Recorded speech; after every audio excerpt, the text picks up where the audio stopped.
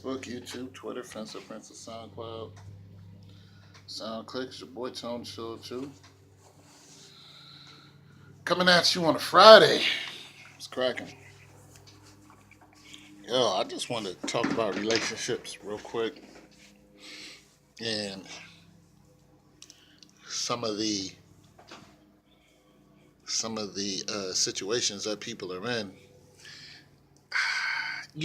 Nice guys finish last, and there's a reason. There's a reason why nice guys finish last, but they don't always finish last. Uh, you know, and then sometime at least they finish. You know what I'm saying? But I'm gonna tell you something. This world, man, this world will eat you up. Just worldliness. I mean, when I listen to music, man, I mean the music is so bad, like it's terrible. The music is just constantly beat each other down, like this song. I mean, and just listen to some of the.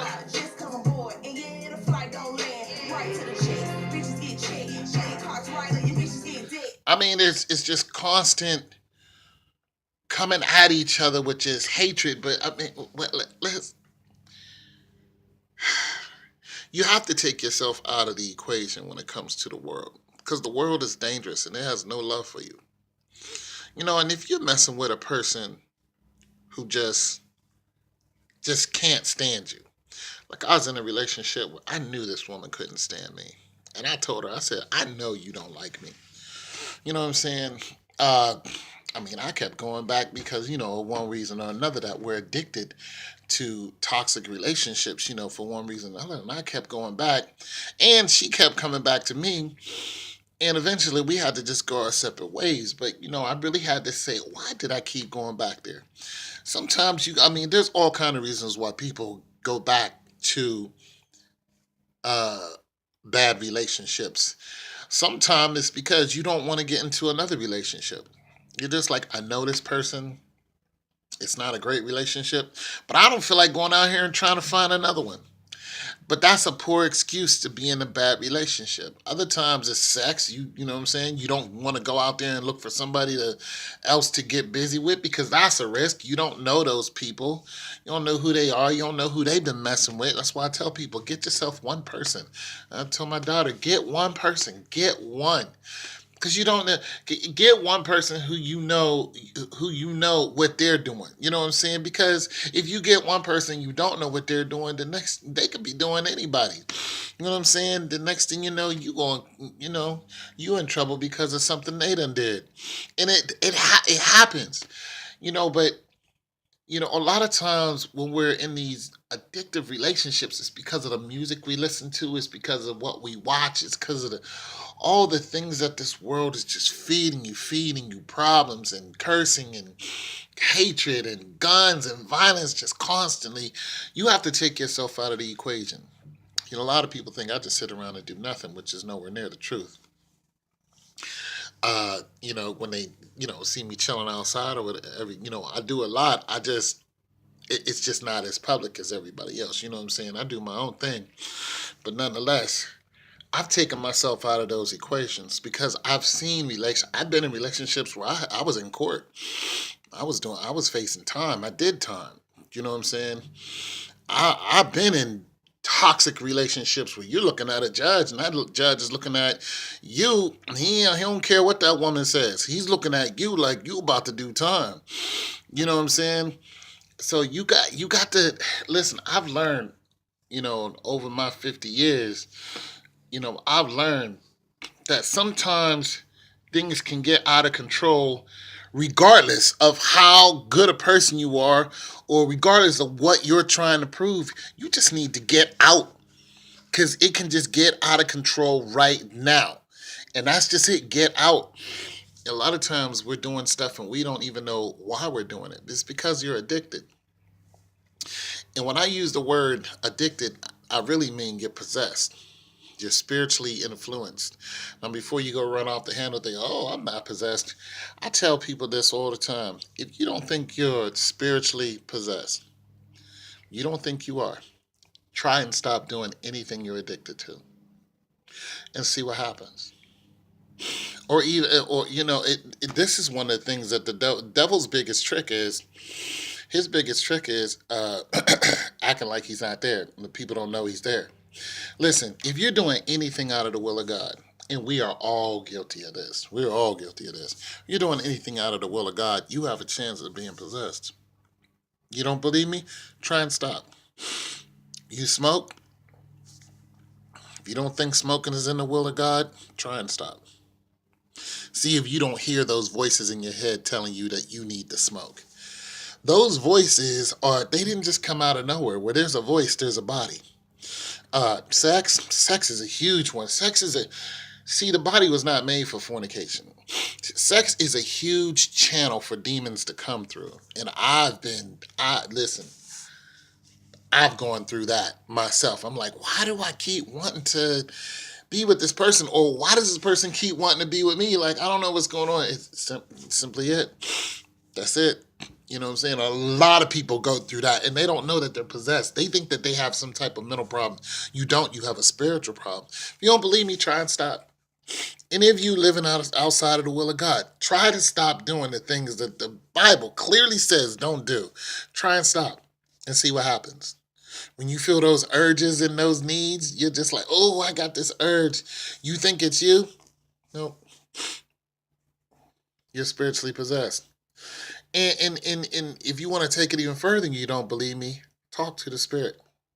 Whatever it is you think you're tempted to do, call it out. See, when you identify the spirit, then and only then can you cure yourself from it. If you can't identify the spirit, then it's just going to stay with you. You're just going to keep doing the same thing. You're going to keep going back to the same relationships.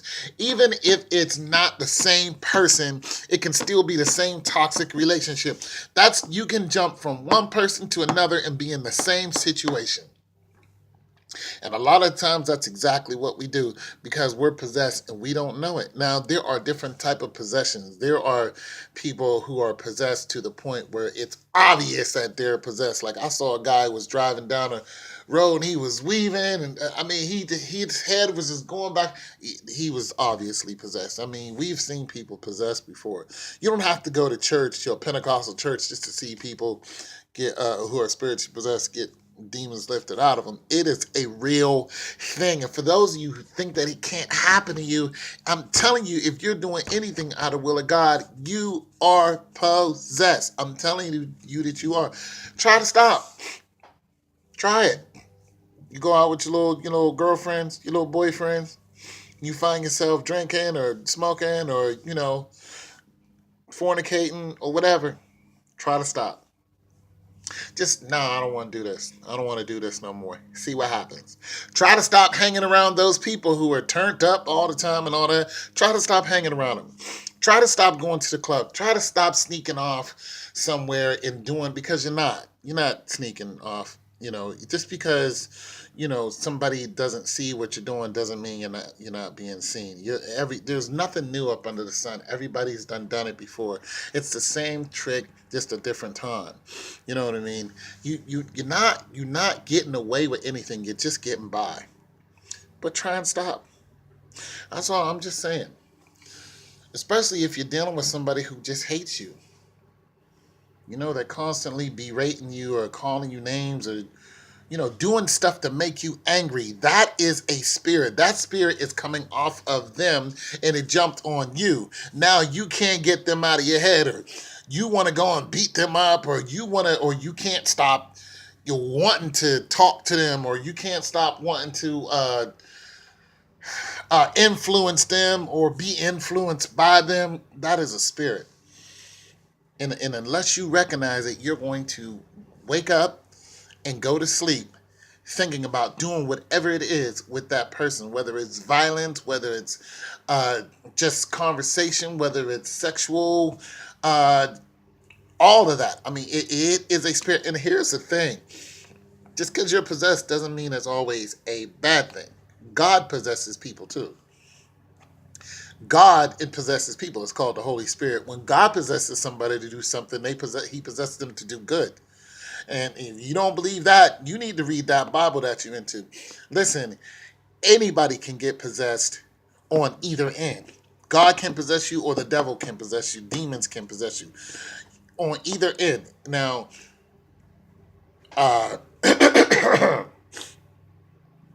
When you look at demon possession in the Bible, one person who was possessed was Judas Iscariot, and he was a disciple. You got to understand, Judas Iscariot wasn't a regular person. He was one of the 12. He was casting out demons. He knew the demonic world, but he got taken over by it. Even Jesus said, the devil is here to sift you like wheat, but I have prayed for you. And he still got possessed. The Bible says that the devil entered in him. So you got to understand, if none of us are not susceptible to being taken over. You're not. If you're outside of the will of God, you can be taken over just like that. You can start doing stuff that you don't even. You're just like, why did I? How did this happen to me? Why did I do this? You next thing you know, you wake up and you're in a world of trouble, or you don't wake up. I'm just saying, a lot of these toxic relationships, you're possessed. Unless you start speaking to that spirit or those spirits, because when the spirit entered into man and it was had him slobbering all over himself, plus it made him super strong. Jesus said, "Who are you?" And they said, "We are legion." They said, "We." There was a bunch of them. He threw them into the pigs, and then the pigs went into the water. See, the demons have to have some body to hide in. Jesus knew that, so he casted them into pigs. So animals can be possessed too. I mean, read the Bible. A lot of people don't read the Bible. They just skim over it. Oh, God. They say they love whatever. Then they go home and do the same thing they used to do. That's not what it's all about. So I'm just telling you some of your relationships that y'all in, because I've been through it. And I didn't know what was happening to me. I'm like, how did I get right back here? I was being led by the Spirit to do the same thing I used to do. And next thing you know, I'm in the same trouble. So I'm just telling y'all, it's not an easy thing. The spirit world is a lot bigger than this world that you're living in. You are 99% spirit. You're 1% human. Just letting you know that you're 1% flesh. Your soul will live on forever, but your flesh will die. It could die today. It could die 70 years. It can die in 120 years. But nonetheless, it will die. The scripture says it's once appointed for a man to live and then to die. Your flesh will die. Your soul doesn't have to die, though, because there are two deaths. There's death where the body dies and death where the soul dies. And, God said, do not fear man who can only kill the body. He said, fear God who can kill the body and the soul. So there's two different deaths. So I'm just telling y'all right now, uh, if somebody is constantly berating you, somebody is constantly doing what you don't want, every time they get around you there is malice, or they're calling you names, or they're calling you out your name, or whatever, and they're cursing at you. And listen, when the devil was casted out of heaven, the first thing he did was what? He cursed God. So all this, music you listen to, and F this, and you're a B that is cursing. There is a spiritual element to that. If you're cursing, you are being possessed. You don't believe me? Try and stop. It's your boy Tone 202. Watch the relationships that you're in. Peace.